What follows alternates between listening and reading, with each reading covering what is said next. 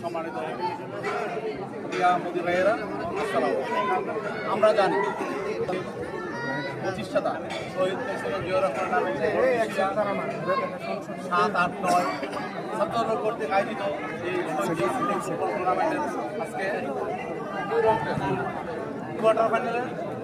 দ্বিতীয় রাউন্ড সেই খেলা আজকে প্রধান অতিথি বাংলার জাতীয় সম্মানিত আহ্বায়ক ইউনিয়নের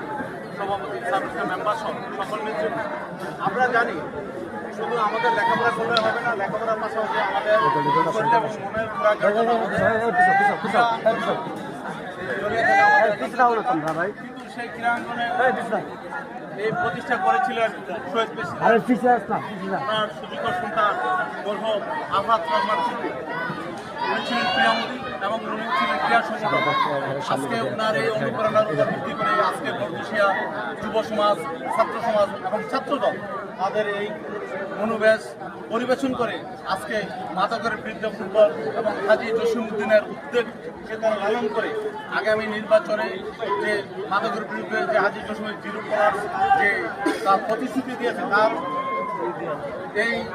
প্রতিশ্রুতিকে বাস্তবায়ন করার জন্য এই ছাত্রদল আজকে অঙ্গীকারবদ্ধ। সেই হিসেবে আজকের খেলা এই হাজী জসিমউদ্দিনের অনুপ্রেরণার খেলা, সেই বলে আজকে যারা এই খেলা উপস্থিত হয়েছে সকলকে ধন্যবাদ এবং যারা